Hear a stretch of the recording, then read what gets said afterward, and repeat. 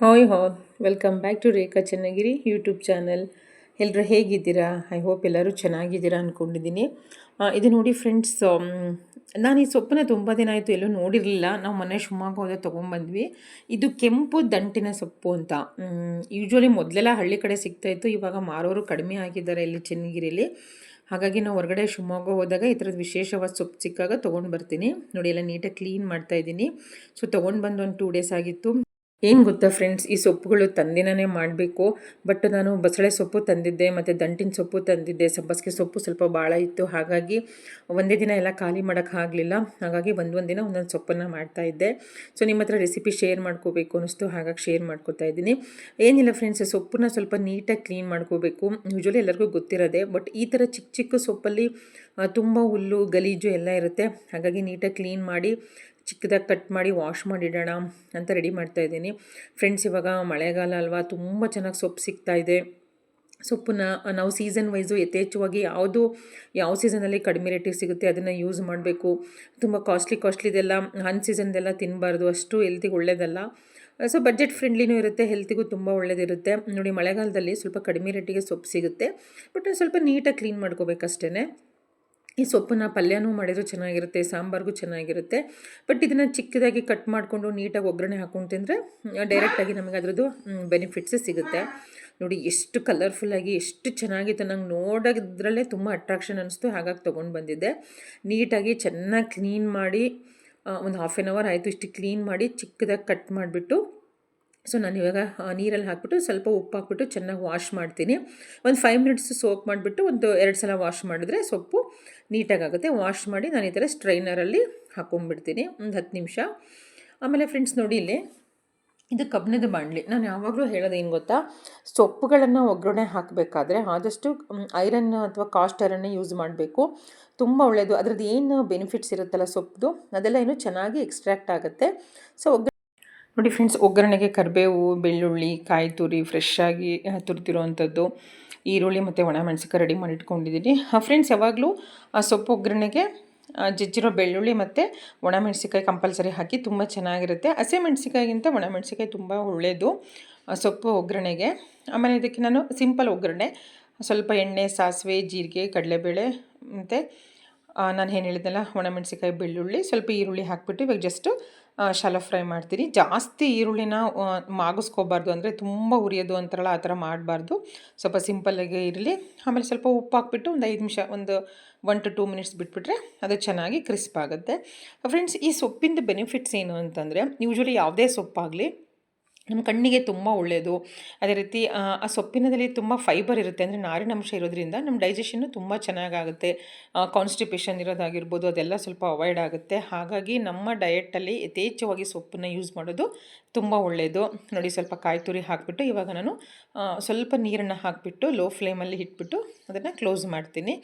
ಆಮೇಲೆ ಇನ್ನೊಂದು ಏನು ಗೊತ್ತಾ ಫ್ರೆಂಡ್ಸ್, ಅನಿಮಿಯಾ ಅಂತಾರಲ್ವ, ಸ್ವಲ್ಪ ಬ್ಲಡ್ ಕಡಿಮೆ ಇರೋರಿಗೂ ಸಹ ಸೊಪ್ಪು ತುಂಬ ಒಳ್ಳೆಯದು.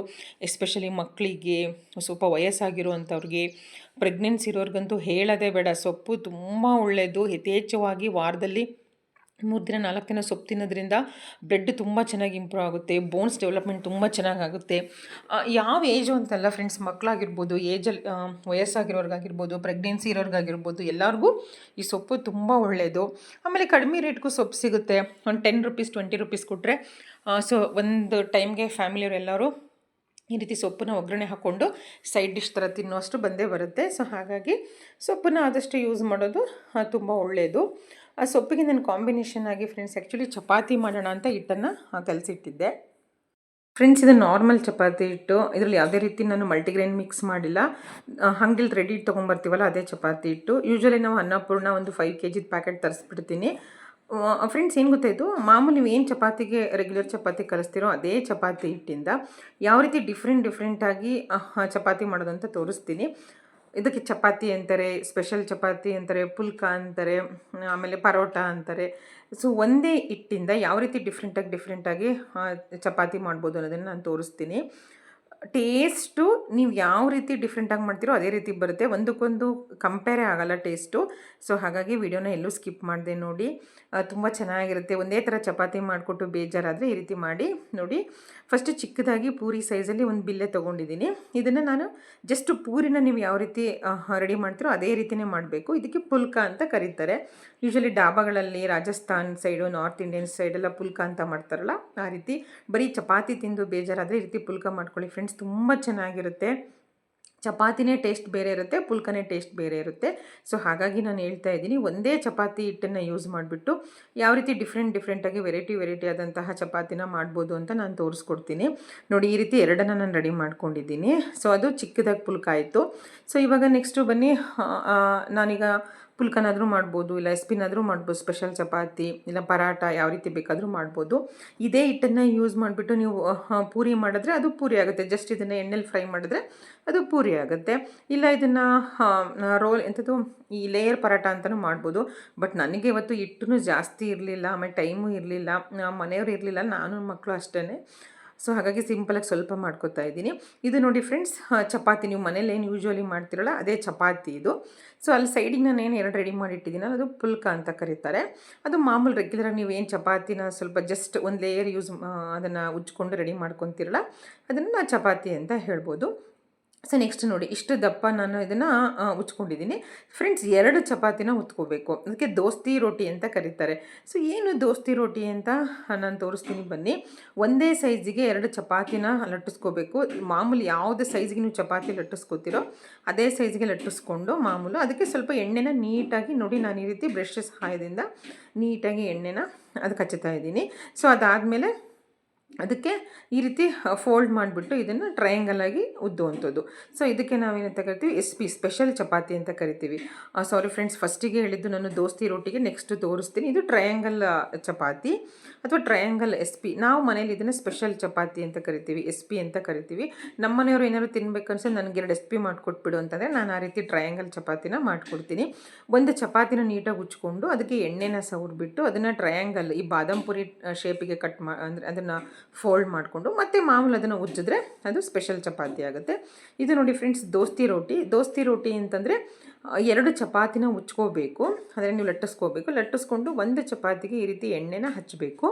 ಎಣ್ಣೆ ಹಚ್ಚೋದನ್ನ ಸ್ಕಿಪ್ ಮಾಡೋಂಗಿಲ್ಲ ಫ್ರೆಂಡ್ಸ್. ಎಣ್ಣೆ ಎಲ್ಲ ಹಚ್ಚಿ ಆದಮೇಲೆ ನೀಟಾಗಿ ಅದಕ್ಕೊಂಚೂರು ನೀವು ಪೌಡ್ರನ್ನ ಡಸ್ಟ್ ಮಾಡಬೇಕು. ಅಂದರೆ ನೀವು ಅಕ್ಕಿ ಹಿಟ್ಟಾರು ಹಾಕ್ಬೋದು, ಇಲ್ಲ ಚಪಾತಿ ಹಿಟ್ಟರು ಹಾಕಿಬಿಟ್ಟು ಈ ರೀತಿ ಡಸ್ಟ್ ಮಾಡಿಬಿಟ್ಟು ಅದನ್ನೇನು ಸವರೋದು ಬೇಡ, ಅದ್ರ ಮೇಲೆ ಇನ್ನೊಂದು ಚಪಾತಿ ನೀವೇನು ರೆಡಿ ಮಾಡಿ ಇಟ್ಕೊಂಡಿರ್ತೀರಲ್ಲ ಅದನ್ನು ಹಾಕೋದು. ಫ್ರೆಂಡ್ಸ್ ಇದು ಏನು ಗೊತ್ತಾ, ನಿಮ್ಗೆ ಅನಿಸ್ಬೋದು ದಪ್ಪ ಆಗಲ್ವಾ ತಿನ್ನೋದಕ್ಕೆ ಅಂತ.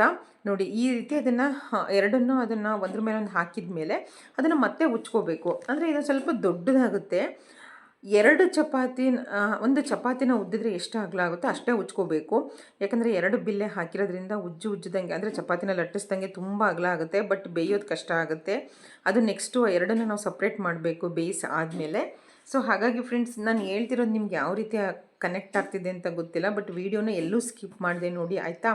ಸೊ ಇದು ನಾನು ಫಸ್ಟ್ ಏನು ತೋರಿಸಿದ್ನಲ್ಲ ನೋಡಿ, ಇದು ಚಪಾತಿಗೆ ಒಂದು ದೊಡ್ಡದು ಪುಲ್ಕ, ಇನ್ನೊಂದು ಮಿನಿ ಪುಲ್ಕ, ಮತ್ತು ಮತ್ತು ಇದು ದೋಸ್ತಿ ರೋಟಿ. ಇಷ್ಟನ್ನು ನಾನು ರೆಡಿ ಮಾಡಿ ಇಟ್ಕೊಂಡಿದ್ದೀನಿ ಫ್ರೆಂಡ್ಸ್. ಇನ್ನೂ ಇಟ್ಟಿದ್ದಿದ್ರೆ ನಾನು ಇನ್ನೂ ಒಂದು 2 ಥರ ಡಿಫ್ರೆಂಟಾಗಿ ಮಾಡ್ತಾಯಿದ್ದೆ, ಅದನ್ನು ತೋರಿಸ್ಕೊಡ್ತಾ ಇದ್ದೆ. ಸೊ ನೆಕ್ಸ್ಟ್ ಟೈಮ್ ನಾನು ಮಾಡಿದಾಗ ಕಂಪ್ಲೀಟಾಗಿ ರೆಸಿಪಿನ ಶೇರ್ ಮಾಡ್ಕೋತೀನಿ. ಒಂದೇ ಹಿಟ್ಟನ್ನು ಬಳಸ್ಬಿಟ್ಟು ಲೇಯರ್ ಚಪಾತಿ ಯಾವ ರೀತಿ ಮಾಡೋದು ಅಥವಾ ಫ್ರೆಂಡ್ಸ್, ಇವಾಗ ನೋಡಿ ನಾನು ಟ್ರಯಾಂಗಲ್ ಪರಾಟನ ರೋಸ್ಟ್ ಮಾಡ್ತಾಯಿದ್ದೆ, ಅಂದರೆ ಬೇಯಿಸ್ತಾ ಇದ್ದೀನಿ. ಆದಷ್ಟು ಸ್ವಲ್ಪ ಫ್ಲೇಮು ಜಾಸ್ತಿನೇ ಇರಲಿ, ಚಿಕ್ಕದಾಗಿ ಫ್ಲೇಮ್ ಇಟ್ಕೊಂಡ್ಬಿಟ್ರೆ ಅದು ಗಟ್ಟಿಯಾಗಿಬಿಡುತ್ತೆ ನೋಡಿ ಫ್ರೆಂಡ್ಸ್. ಇದಕ್ಕೆ ಸ್ಪೆಷಲ್ ಚಪಾತಿ ಅಂತ ಹೇಳ್ತಾರೆ, ಅಥವಾ ನಮ್ಮ ಮನೇಲಿ ನಾವು ಇದನ್ನು ಅಂತ ಕರಿತೀವಿ. ಅಂದರೆ ಸ್ಪೆಷಲ್ ಅಂತ. ನಮ್ಮ ಮನೆಯವ್ರಿಗೆ ತುಂಬ ಇಷ್ಟ. ಇದನ್ನು ನಾನು ಯಾವಾಗ ಮಾಡೋಕ್ಕೆ ರೂಢಿ ಮಾಡಿಕೊಂಡು ಅವಾಗಿಂದ ನಾವು ರೆಗ್ಯುಲರ್ ಚಪಾತಿ ತಿನ್ನೋದೇ ಇಲ್ಲ. ನನಗೆ ಎಷ್ಟೇ ಟೈಮ್ ಆಗಲಿ ಅವ್ರಿಗೋಸ್ಕರ ಅಟ್ಲೀಸ್ಟ್ ಒಂದು 3 ಚಪಾತಿ ಸರ್ ನಾನು ಕೊಡ್ತೀನಿ. ತುಂಬ ಇದು ನಾವು ಒಂದು ಚಪಾತಿನ ಉದ್ಬಿಟ್ಟು ಅದಕ್ಕೆ ಎಣ್ಣೆ ಹಾಕಿಬಿಟ್ಟು ಅದನ್ನು ಟ್ರಯಾಂಗಲ್ ಶೇಪಲ್ಲಿ ಮಡಿಸ್ಬಿಟ್ಟು ಉದ್ದಿರೋದ್ರಿಂದ 4 ಲೇಯರ್ ಬರುತ್ತೆ ಫ್ರೆಂಡ್ಸ್. ತುಂಬ ಚೆನ್ನಾಗಿರುತ್ತೆ. ಇದನ್ನು ಹಾಗೇ ತಿನ್ಬೋದು, ಅಷ್ಟು ಟೇಸ್ಟಿಯಾಗಿರುತ್ತೆ. ಒಂದ್ಸತಿ ಮನೇಲಿ ಟ್ರೈ ಮಾಡಿ ನೋಡಿ. ನಾನು ಯಾವ ರೀತಿ ಅದನ್ನು ಚಪಾತಿ ಎಲ್ಲ ಉಜ್ಕೊಂಡಿದ್ದೀನಿ ಆ ರೀತಿ.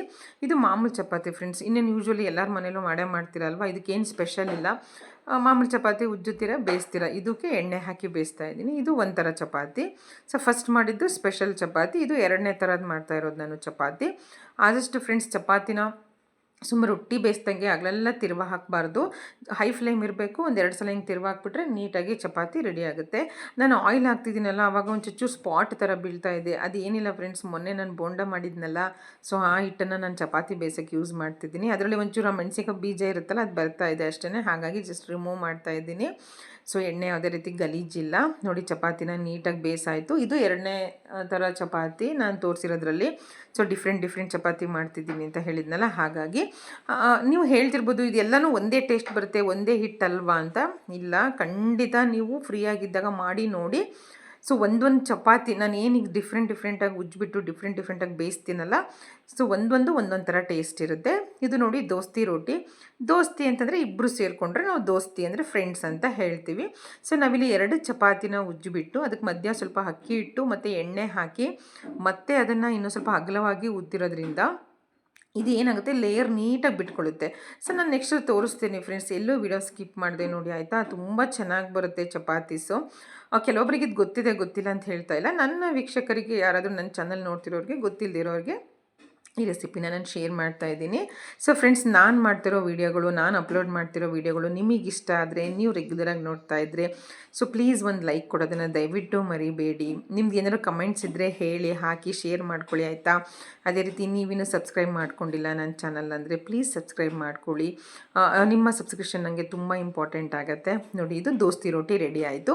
ಇದಕ್ಕೆ ಏನಕ್ಕೆ ದೋಸ್ತಿ ರೋಟಿ ಅಂತ ನಾನು ಹೇಳ್ತೀನಿ ಅಂತ ನಾನು ಆಮೇಲೆ ಅದನ್ನು ಈ ವಿಡಿಯೋ ಎಂಡಲ್ಲಿ ತೋರಿಸ್ತೀನಿ.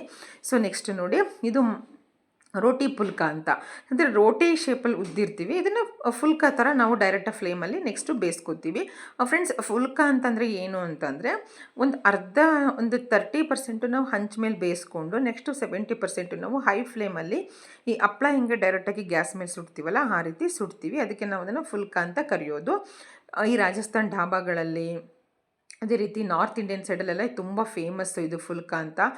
ಚಪಾತಿಗಿಂತ ಇದು ಡಿಫ್ರೆಂಟಾಗಿ ಟೇಸ್ಟ್ ಇರುತ್ತೆ. ಈಗ ಕೆಲವೊಬ್ಬರಿಗೆ ಡ್ರೈ ಚಪಾತಿ ತಿನ್ನೋಕ್ಕೆ ಬೇಜಾರಾಯಿತು ಅಂತಂದರೆ ಈ ರೀತಿ ಫುಲ್ಕ ಮಾಡ್ಕೊಳ್ಳಿ. ಚಪಾತಿಗಿಂತ ಸ್ಮೂತಾಗಿರುತ್ತೆ ಫ್ರೆಂಡ್ಸ್. ನಾನು ಏನು ಹೇಳ್ತಿದ್ದೀನಿ ಅಂದರೆ, ನಾನು ಹೇಳೋದಕ್ಕಿಂತ ನೀವು ಮಾಡ್ಕೊಂಡು ನೋಡಿದ್ರೆ ಅದರ ಫೀಲಿಂಗ್ಸ್ ನಿಮಗೆ ಗೊತ್ತಾಗುತ್ತೆ. ಈ ರೀತಿ ಹಪ್ಪಳ ಸುಟ್ಟಂಗೆ ಸುಡಿ ಒಂದು 70% ತುಂಬ ಚೆನ್ನಾಗಿರುತ್ತೆ. ಇದಕ್ಕೆ ಮಿನಿ ಫುಲ್ಕಸ್ ಅಂತಾರೆ ಫ್ರೆಂಡ್ಸ್. ಮಕ್ಕಳಿಗೆ ಮಾಡಿಕೊಡೋದಾದರೆ ಈ ರೀತಿ ಮಾಡಿಕೊಡಿ. ನಮಗೆ ಬರೀ ಚಪಾತಿ ತಿಂದು ಬೇಜಾರಾದರೆ ನಾವು ಒಂದು ಟೈಮ್ ಈ ರೀತಿ ಫುಲ್ಕ ಮಾಡ್ಕೊತೀವಿ. ನಾನು ಯಾವಾಗ ಫುಲ್ಕ ಮಾಡ್ತೀನಿ ಅಂತಂದರೆ, ಈಗ 1 ಟೈಮ್ ಚಪಾತಿ ಮಾಡಿರ್ತೀನಿ, SP ಮಾಡಿರ್ತೀನಿ, ಇನ್ನೂ ಚಪಾತಿ ಹಿಟ್ಟು ಮಿಕ್ಕಿರುತ್ತಲ್ಲ, ಸೊ ಇನ್ನೊಂದು ಟೈಮಿಗೆ, ನೈಟ್ ಟೈಮಿಗೆ ನಾನು ಈ ರೀತಿ ಫುಲ್ಕ ಮಾಡಿಕೊಡ್ತೀನಿ. ಸೊ 2 3 ಫುಲ್ಕ ತಿಂದುಬಿಡ್ತಾರೆ. ಸೊ ಅದ್ರ ಮೇಲೆ ಸ್ವಲ್ಪ ರೈಸ್ ಊಟ ಮಾಡಿದ್ರೆ ಸಾಕಾಗುತ್ತೆ. ಬಿಕಾಸ್ 1 ಟೈಮ್ ಆಲ್ರೆಡಿ ಚಪಾತಿ ತಿಂದಿರ್ತಾರಲ್ವ, ಅದು ಕ್ರೇವಿಂಗ್ಸ್ ಒಂದು ಸ್ವಲ್ಪ ಕಡಿಮೆ ಆಗಿರುತ್ತೆ. ಹಾಗಾಗಿ ನೋಡಿ, ಮಿನಿ ಫುಲ್ಕ ಎಷ್ಟು ಚೆನ್ನಾಗಿ ಉಬ್ಬಿ ಬರುತ್ತೆ. ಇದನ್ನು ಲಂಚ್ ಬಾಕ್ಸಿಗೂ ಇಡ್ಬೋದು. ಇಲ್ಲ ನೀವೇನೋ ಟ್ರಾವೆಲಿಂಗ್ ಮಾಡ್ತಿದ್ದೀರಾ ಅಂತಂದರೆ, ಸೊ ಇದನ್ನು ತೊಗೊಂಡೋಗಿ. ಈ ರೀತಿ ತುಂಬ ಚೆನ್ನಾಗಿರುತ್ತೆ. ಚಪಾತಿಗಿಂತ ಇದು ತುಂಬ ಚೆನ್ನಾಗಿರುತ್ತೆ, ಬಿಕಾಸ್ ಇದಕ್ಕೆ ಆಯಿಲ್ ಹಾಕಿರಲ್ವಲ್ಲ. ಸೊ ನೋಡಿ ಎಷ್ಟು ಚೆನ್ನಾಗಿ ಉಬ್ಬುತ್ತೆ ಅಂತಂದರೆ ಫ್ರೆಂಡ್ಸ್, ಇದನ್ನು ಓಪನ್ ಮಾಡಿದ್ರೆ ಪಾಕೆಟ್ ಥರ ಬರುತ್ತೆ. ನಾನು ನಿಮಗೆ ನೆಕ್ಸ್ಟು ನನ್ನ ವಿಡಿಯೋದಲ್ಲಿ ತೋರಿಸ್ತೀನಿ, ಕಂಪ್ಲೀಟಾಗಿ ನೋಡಿ, ಆಯಿತಾ. ಯಾವ ರೀತಿ ನಾನು ಮಾಡಿರೋ ಡಿಫ್ರೆಂಟ್ ಚಪಾತಿಗಳು ಬಂದಿದೆ ಅಂತ. ಫ್ರೆಂಡ್ಸ್, ನಾನು ಮಾಡೋದ್ರಲ್ಲಿ ಇನ್ನೂ ತುಂಬ ವರ್ಷನ್ ಚಪಾತೀಸ್ ಇದೆ, ತೋರಿಸ್ತೀನಿ. ನೆಕ್ಸ್ಟ್ ನೋಡಿ, ಓಪನ್ ಮಾಡಿ ತೋರಿಸ್ತಾ ಇದ್ದೀನಿ. ಪುಲ್ಕ ನೋಡಿ ಫ್ರೆಂಡ್ಸ್, ನಾನು ಹೇಳಿದ್ನಲ್ಲ ಎಷ್ಟು ಥರ ಪಾಕೆಟ್ ಥರ ಬಂದಿದೆ ಅಂತ. ಆಮೇಲೆ ಎಷ್ಟು ಸ್ಮೂತಾಗಿದೆ ನೋಡಿ. ಸೊ ನಾನು ಈ ಥರ ಸ್ಕ್ವೀಸ್ ಮಾಡಿ ಓಪನ್ ಮಾಡಿದರೆ ಅದು ಮತ್ತೆ ಅದೇ ಶೇಪಿಗೆ ಬರ್ತಾ ಇದೆ. ಸೊ ಅದರಲ್ಲೇ ಗೊತ್ತಾಗುತ್ತೆ ಎಷ್ಟು ಚೆನ್ನಾಗಿ ಬಂದಿದೆ ಫುಲ್ಕಾಸ್ ಅಂತ. ನೋಡಿ, ನೋಡೋದಕ್ಕೂ ಕ್ಯೂಟಾಗಿರುತ್ತೆ. ಆಮೇಲೆ ಟೇಸ್ಟು ಫ್ರೆಂಡ್ಸ್ ಚಪಾತಿಗಿಂತ ಡಿಫ್ರೆಂಟಾಗಿರುತ್ತೆ, ಅದೊಂದು ನಾನು ಹೇಳ್ಬೋದು. ಇದು ನೋಡಿ, ಇದೊಂದು ಸ್ವಲ್ಪ ರೋಟಿ ಪುಲ್ಕ ಅಂತ. ಅದು ಸ್ವಲ್ಪ ಕ್ರಿಸ್ಪಿ ಬರುತ್ತೆ. ಚಿಕ್ಕ ಪುಲ್ಕ ಅದು ಸ್ವಲ್ಪ ಸ್ಮೂತ್ ಬರುತ್ತೆ. ಸೊ ಇದು ನೋಡಿ ಫ್ರೆಂಡ್ಸ್, ದೋಸ್ತಿ ರೋಟಿ ಅಂತ ಹೇಳಿದ್ನಲ್ಲ ನೋಡಿ, ಇದಕ್ಕೆ ಹೇಳೋದು 2 ದೋಸ್ತಿಗಳನ್ನು ನಾವೀಗ ಸಪ್ರೇಟ್ ಮಾಡಿದ್ದೀವಿ. ನೋಡಿ ಎಷ್ಟು ಚೆನ್ನಾಗಿ ಬಂದಿದೆ ಅಂತ. ಫ್ರೆಂಡ್ಸ್, ನಾನು ಹೇಳೋದಕ್ಕಿಂತ ನೀವು ಮಾಡಿ ನೋಡಿ, ತುಂಬ ಸ್ಮೂತಾಗಿರುತ್ತೆ. ಈ ರುಮಾಲಿ ರೋಟಿ ಟೈಪೇ ತಿಂದಂಗಾಗುತ್ತೆ ಇದನ್ನು. ಆ್ಯಕ್ಚುಲಿ ನಾನು ಇದನ್ನು ಹಿಮಾಗೆ ಮಾಡಿಕೊಟ್ಟಿದ್ದು. ಹಿಮ ನಂಗೆ ಚಪಾತಿ ಬೇಡ ಬೇಡ ಅಂತಿದ್ಲು. ಸೊ ಹಾಗಾಗಿ ಹಿಮಾಗೆ ದೋಸ್ತಿ ರೋಟಿನ ನಾನು ಮಾಡಿಕೊಟ್ಟೆ. ಸೊ ನೆಕ್ಸ್ಟ್ ನಾನು ತೋರಿಸೋವಂಥದ್ದು ಮಾಮೂಲು ಚಪಾತಿ. ನೀವು ಯೂಶ್ವಲಿ ಮನೇಲಿ ಮಾಡ್ತಿರಲ್ಲ ಅದೇ ಚಪಾತಿ ಇದು. ಸ್ವಲ್ಪ ಆಯಿಲ್ ಹಾಕಿಬಿಟ್ಟು ಬೇಯಿಸಿರೋವಂಥದ್ದು. ಅದನ್ನು ಅಷ್ಟೇ ಸ್ಮೂತಾಗಿ ಬಂದಿದೆ ನೋಡಿ ಫ್ರೆಂಡ್ಸ್, ಎಷ್ಟು ಚೆನ್ನಾಗಿ ಬಂದಿದೆ. ಇದು ನೋಡಿ ಸ್ವಲ್ಪ ಸ್ಪಾಟ್ ಬಂದು ಸ್ವಲ್ಪ ಜಾಸ್ತಿ ಬೇಯಿಸ್ತೆ ಅಂತ ಅಂದ್ಕೊತೀನಿ. ಸೊ ನಾನು ವಿಡಿಯೋ ಶೂಟ್ ಮಾಡ್ತಿದ್ದೆನಲ್ಲ, ಮಿಸ್ ಆಗಿಬಿಡ್ತು. ಇದು ಸ್ಪೆಷಲ್ ಚಪಾತಿ ಫ್ರೆಂಡ್ಸ್. ಇದು ಅಷ್ಟೇ ತುಂಬ ಚೆನ್ನಾಗಿ ಬರುತ್ತೆ. ನಮ್ಮ ಮನೇಲಿ ಹಿಟ್ಟು ರೆಸಿಪಿ ಇದು ಸ್ಪೆಷಲ್ ಚಪಾತಿ. ನೋಡಿ ಓಪನ್ ಮಾಡಿ ತೋರಿಸ್ತಿದ್ದೀನಿ. 4 ಲೇಯರ್ ಬಂದಿದೆ ನೋಡಿ ಫ್ರೆಂಡ್ಸ್. ಇವಾಗ ನಾನು ತೋರಿಸ್ತೀನಿ ನೋಡಿ. ನಾವೇನು 4 ಫೋಲ್ಡ್ ಮಾಡಿದ್ವಲ್ಲ, 4 ಲೇಯರ್ ಎಷ್ಟು ಚೆನ್ನಾಗಿ ಬಂದಿದೆ. ಇದನ್ನು ಹಾಗೆ ಒಂಚೂರು ತುಪ್ಪ ಹಚ್ಕೊಂಡು ರೋಲ್ ಮಾಡ್ಕೊಂಡು ತಿನ್ನಬೇಕು. ಸಖತ್ತಾಗಿರುತ್ತೆ. ಪಲ್ಯ ತಿನ್ನೋಕ್ಕೆ ಬೇಜಾರಾದವ್ರಿಗೆ. ಸೊ ಬನ್ನಿ, ನಾನು ಇವಾಗ ದಂಟಿನ ಸೊಪ್ಪಿಂದು ಕಾಂಬಿನೇಷನ್ ಸೈಡ್ ಡಿಶ್ಶಾಗಿ ಮಾಡಿದ್ನಲ್ವಾ, ಸೊ ಅದು ರೆಡಿ ಇದೆ. ನಾನಿವಾಗ ಸರ್ವ್ ಮಾಡ್ತೀನಿ. ನಮ್ಮ ಮಕ್ಕಳು ಹೇಳ್ತಾರೆ ಯಾವ ರೀತಿ ಇದೆ ಅಂತ. ಒಳ್ಳೆ ಕಾಂಬಿನೇಷನ್ನು ಫ್ರೆಂಡ್ಸ್. ಚಪಾತಿ ಜೊತೆ ಈ ನ್ಯೂಟ್ರಿಷಿಯಸ್ ರೆಡ್ ಕೆಂಪು ದಂಟಿನ ಸೊಪ್ಪಿನ ಪಲ್ಯ ಅಂತ ಸಖತ್ತಾಗಿತ್ತು ಕಾಂಬಿನೇಷನ್ನು. ಫ್ರೆಂಡ್ಸ್, ಆದಷ್ಟು ಈ ಸೊಪ್ಪುಗಳೆಲ್ಲ ನೈಟ್ ಡಿನ್ನರ್ಗೆ ಮಾಡ್ಕೊಳ್ಳಿ, ತುಂಬ ಚೆನ್ನಾಗಿರುತ್ತೆ. ಡಿನ್ನರ್ಗೆ ಅಥವಾ ಲಂಚ್ಗೆ ಅಂತಲ್ಲ, ಸೊ ಮನೇಲಿ ಎಲ್ಲರೂ ಇದ್ದಾಗ ಮಾಡ್ಕೊಳ್ಳಿ, ತಿನ್ನೋದಕ್ಕೆ ಬಿಸಿ ಬಿಸಿ ತುಂಬ ಚೆನ್ನಾಗಿರುತ್ತೆ. ಸೊ ನಾವು ಡಿನ್ನರ್ಗೆ ಮಾಡ್ಕೊಂಡಿದ್ದು ನೋಡಿ. ನಮ್ಮ ಹಿಮಾಂಗೆ ಸರ್ವ್ ಮಾಡಿಕೊಡ್ತಿದ್ದೀನಿ.